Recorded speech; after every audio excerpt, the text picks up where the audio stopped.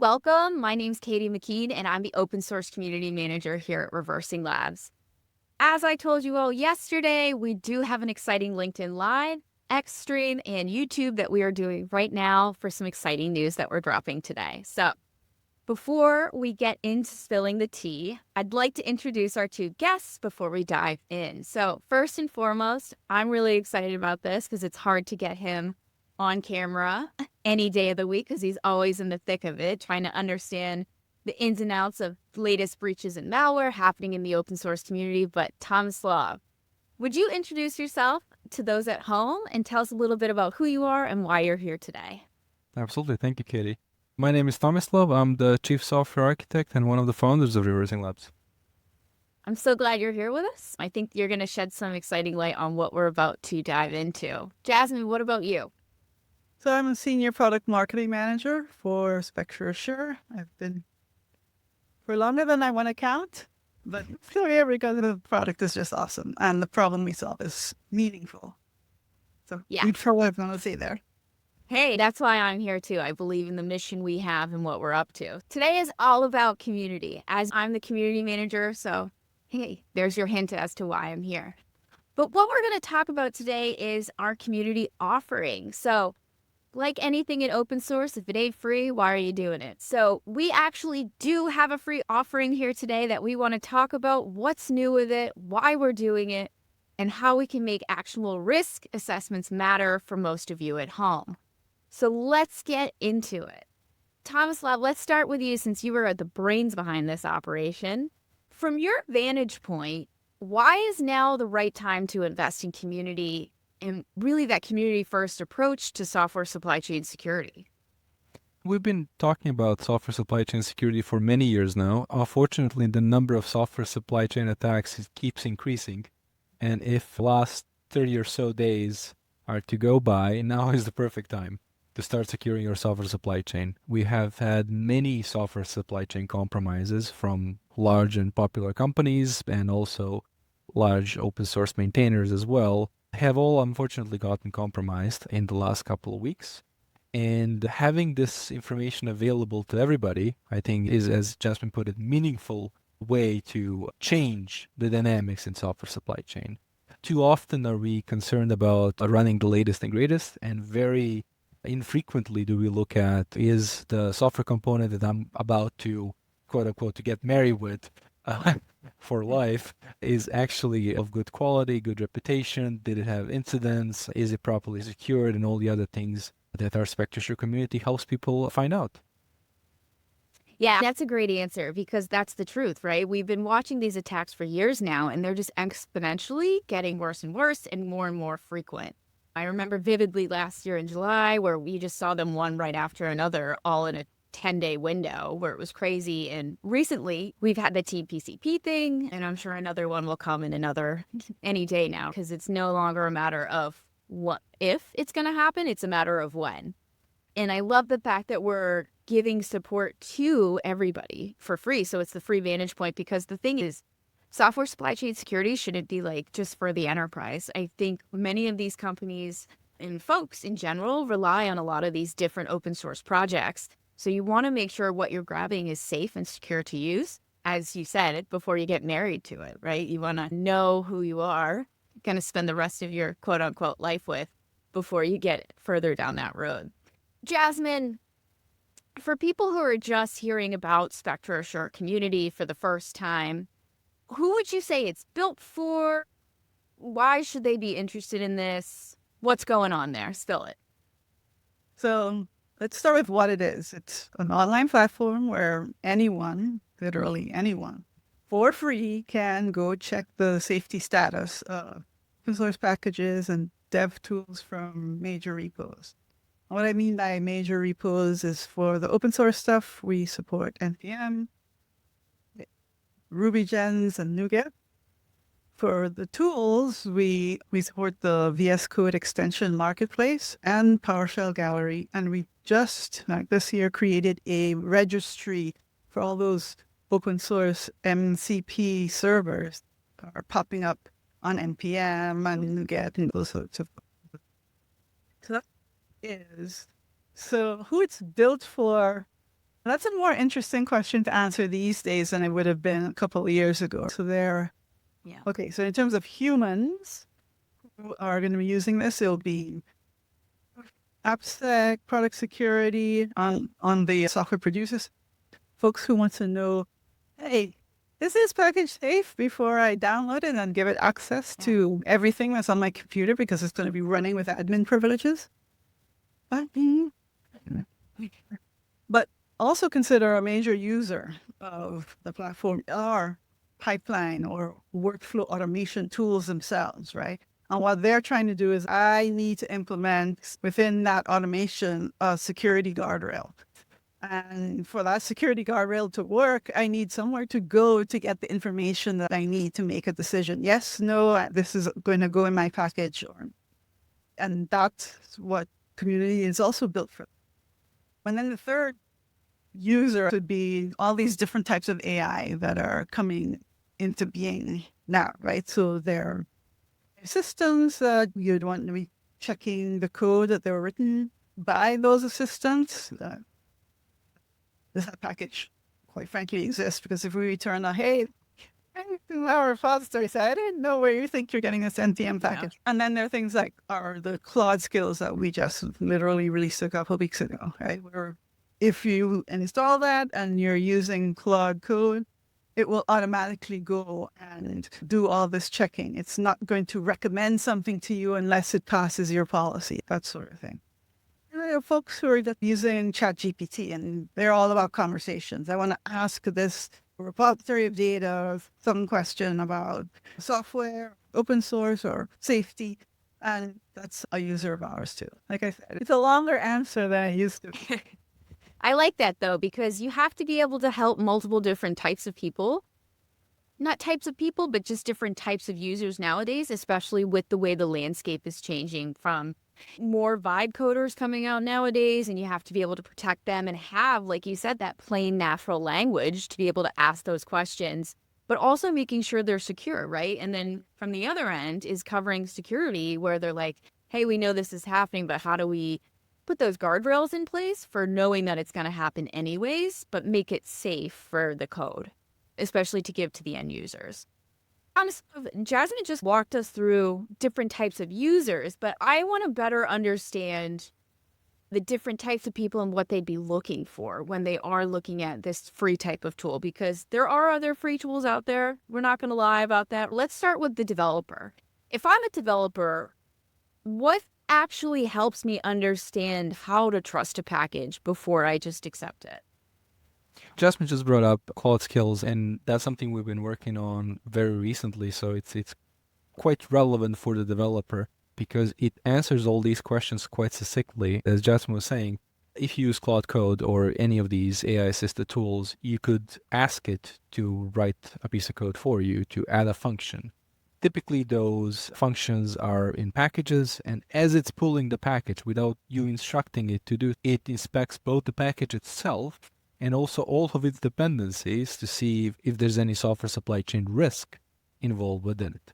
And as Jasmine was saying, we also have policies, so you can fine-tune your risk tolerance as well. You might not, if you're developing an open source tool, you might not care about copyleft licenses ending up in your code, but you will care about it being malicious, it being tampered with, it having actually secrets embedded within, which might actually be misused to hijack the package itself as well. So all of these things are interesting data points that when you feed it to an AI, it starts to better prioritize, which types of versions should you be running. And like it walks the entire dependency tree, which is very interesting. We actually built a skill to visualize the dependency tree, and then unplanned, really, AI started to use all of these information to say, oh, this is the appropriate version I should be on. So it helps the developer with not only selection, but also keeping all these dependencies up to date. Literally, if you just tell the AI, oh, upgrade all my dependencies, it will go through the entire dependency tree, figure out the right ones, change your package manifests, and then once it's done, actually going to verify. It does actually do something even cooler than that, because Spectra sure gives you the behaviors of the packages. So how does the code actually behave?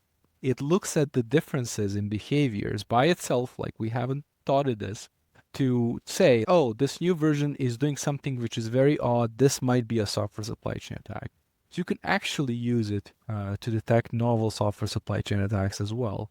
Obviously, we have machine learning algorithms and AI and heuristics and threat researchers, all these things on the back end, but it is very difficult to catch every single one of these at the moment it is actually released. That's why we have these cooldown periods and AI-assisted tooling and all the other things which actually help you upgrade your dependencies with confidence. That's basically what this is all about.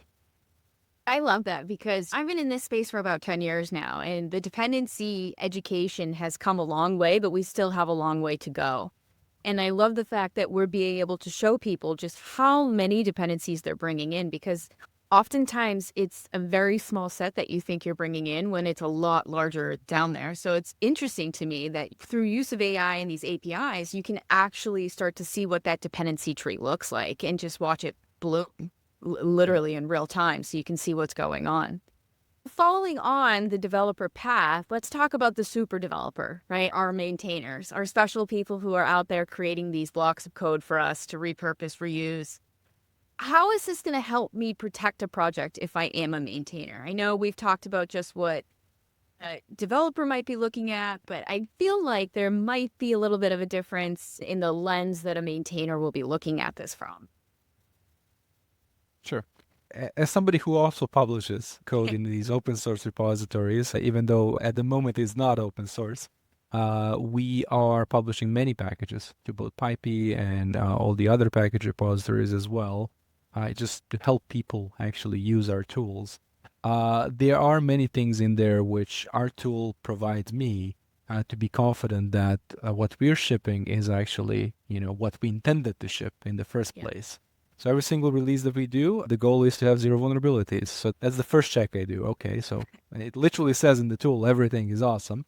Everything is awesome means we publish no secrets, means publish no vulnerabilities, and code hasn't been tampered with and stuff like that. We obviously do all those checks before we actually publish, but it's nice to see that once it actually ends up in the community, it's not been tampered with in transport and all the other things. And there's one more thing that it actually does, and it's not something people usually think about, and it gives me confidence that I'm the only one publishing these packages.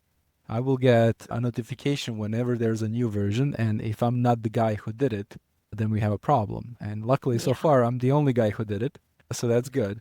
So you can actually use all this data to instrument all sorts of checks based upon it. So like keep monitoring the packages that you publish, because new vulns are going to get discovered every single day. Not everyone will be running the latest version, and you want to make sure that if there's a package which is particularly dangerous, you can use the repository functions to deprecate it and then notify everybody that they have to go to the better version. And also, as I said, be on top of all of your releases. So if something appears and you haven't done it, then you have a problem. A lot of these recent software supply chain attacks, that's how people found out. And we've given people the tools to actually automate all of these checks. You get an email or get notified in Slack or whatever you want to do with the APIs that we built. But that's, to me, this concept of last line of defense. If everything else goes sideways, I will get an email that there's a new package version, and I'll get up and do whatever to take it out.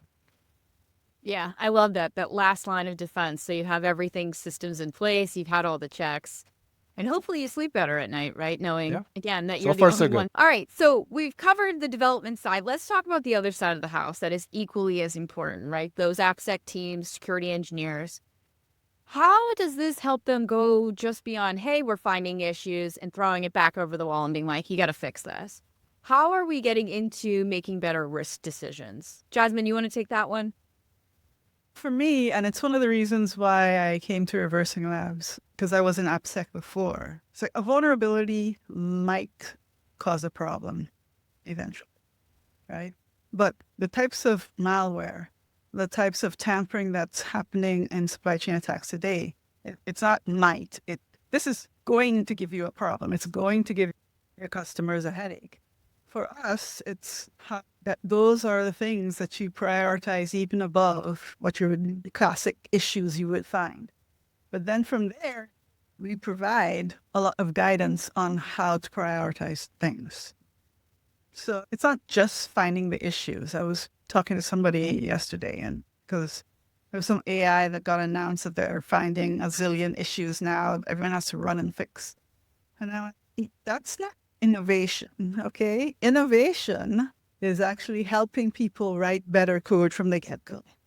And I think that this is part of that, choosing the right components so that you can put your best foot forward as you're developing. To me, that's what wakes me up in the morning. I love it. So now we know what gets Jasmine out of bed in the morning other than coffee. Let's talk about like one immediate value add, right? What is the one update in our community that you think people will immediately feel in their day-to-day workflow? Thomas, Law, do you want to take this one as to what you think Sure. is that immediate catch? Community's been running for a while now, a couple of years at this stage. We've been building towards this moment, really. And the moment is we now have the ability for people to create their own accounts, which you should definitely do. It's a prerequisite for what I'm going to say next, which is the ability to use our APIs. And that's something that a lot of developers and DevSecOps people to do, like custom tailor things to their CI/CD workflows. But in the last couple of weeks, we've been launching quite a few tools, and we call it a toolbox. All sorts of things which enable people to quickly, in just a couple of minutes, get protected. It doesn't matter if you have GitHub and you're running GitHub Actions, or if you have a custom CI/CD pipeline with a whole bunch of steps that you've created for yourself, or if you're running these AI assistant workflows, if you want to integrate into AI IDE, if you want to do like chatting with ChatGPT even. We have a full set of tools and more coming, actually announced on the page of it coming soon, very soon. Productizing this data, making sure that you actually protect it in just a couple of clicks is the right way to go. And we've picked some very secure defaults that's equivalent to what's on the page. If there's red on the page, your CI/CD pipeline will fail. But there's profiles and there's many ways to customize this as well. So the minimum set of requirements that you should have for your pipeline, and we actually call it the minimum profile, you could be running with, that's very safe, and that will only fail your build if there's malware that was detected and actually vetted by ReversingLabs threat researchers. So that's the minimum of minimum I think everyone should be running with. There's some governance checks on top of it, making sure that the packages you're using are not too new, that they're not published by people who don't really have a strong reputation in the community just yet. So things of that nature that genuinely help you produce better code because you're fending off even the accidental ones, just you mistyped the name of the dependency. That's also a threat vector. And that can happen anywhere in your software supply chain because it is a genuine chain. It's a tree of dependencies. Anybody in that tree could be compromised. It is scary to think about it like that, but a typical NPM project has about 10,000 dependencies. That's a lot of people you're trusting. So I say that today trust it has to be earned and you have to verify all these things. You can no longer afford to carelessly run npm install and pray for the best. I thought about this yesterday. Everything which has happened in the last couple of weeks, we as an industry kept saying, oh, this is a warning shot. No more warning shots. Last couple of weeks just proved that anyone can get compromised and those compromises actually spread. LiteLLM hack reportedly had 500,000 endpoints which were affected downstream. That's a lot of secrets which were exposed and a lot of work which has to be done. So it is genuinely careless to just run npm install unchecked. So that's not, or pip install unchecked. That's not something that anybody can afford to do anymore. I think I'm now getting a stomachache thinking about all that. But yeah, you're right. You have to trust but verify, right? So it's not really trust, but it's you got a healthy dose of like sus on it, right? So you have to suss out like, is this person reputable? You don't want another XUtils or hey, is a secret being leaked? There's just a lot of different checks. So I love the fact that you and we as an industry and really this platform is giving all this thought behind what goes into making a software package safe and providing it available for free to the public as it should be. Because so much of this is actually kept behind a wall from people to be able to get free and easy. And I do think this is just amazing that we're doing this for folks at home just so they can be secure, because we know just how many people are using that software. And again, how many downstream or upstream packages does this potentially affect?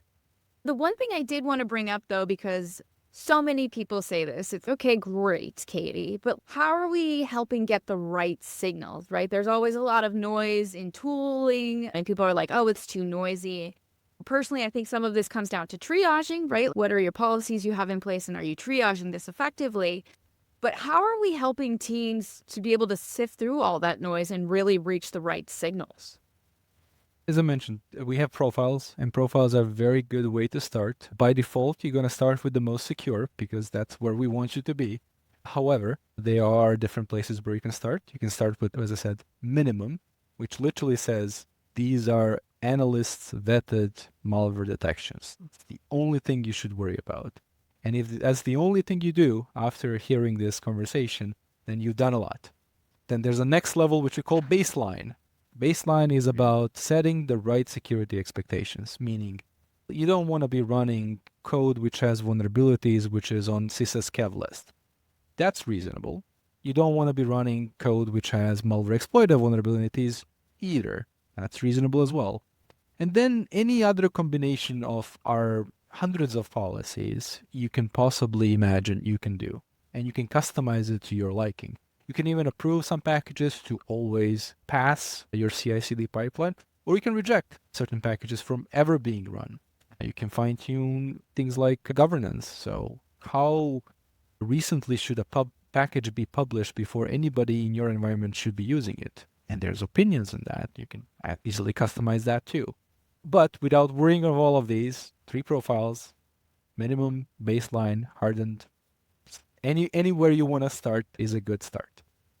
And I think that's an excellent point, right? Because everybody's at a different place in their security journey, right? So some people might already have like a really tough security posture, so they might start at the higher end, whereas someone who might be just starting out on that journey is like, hey, I need to get the really bad stuff first before I can move on to the middle and then lower hanging fruit, or lower risk, I should say, items. So I think that's a really important thing, is we're helping meet you where you're at on that security journey. So once you get your baseline done, then you can move on to bumping up that security posture, and then eventually moving to, hey, this is really secure, with having more policy in place and things like that. So I think that's really important. I just want to stress to the folks at home is we get it. You're going to be, everybody's in a different place in their security journey. So let's meet you where you're at. But I know we're about at time. I love talking to both of you, but I'm sure you've got other things to do other than chat with me about this, which I could do all day. One thing I just want to leave people with is, what is the one thing you want developers, maintainers, maybe an AppSec person to walk away with from today's conversation? And Well, Jasmine, we'll start Jasmine. with you. I think the one thing is, quite frankly, anyone can be compromised, right? So this is not a nice to have anymore, right? And we are trying our best to make it as easy as possible for you to integrate some of this continuous inspection, which is possible. And I know because I see our engine doing it every day, right? Yes. I guess that's the one takeaway. You can have continuous inspection, and you really should have it, because anyone, from your best friend to some corporate entity over there, anyone can be compromised. Tomislav? For me, there are solutions. I see a lot of public discussion about every single time a new attack happens, oh, what could I have done? There are solutions. We are not the only ones, but we have tried very hard to be one of the best and to be the easiest one to actually integrate in your CI/CD pipeline and to be easiest to actually start with. So if you give us a chance, I'm sure that you're not going to be disappointed. And even if you are, people like Katie and myself will be happy to hear about what's wrong and how do we make it better. Because community is something we're genuinely passionate about.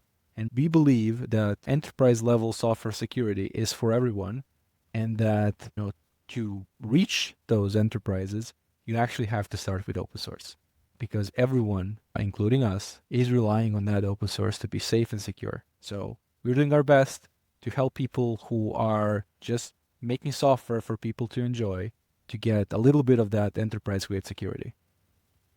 I love it. I don't think I could have ended on a more perfect, like wholesome note than that. So thank you, Tomislav. For those of you at home, make sure you go to secure.software and check out our accounts and all the new things in the toolbox. If you have comments, questions, concerns, please hit the feedback button. We can't wait to talk to you and release more features.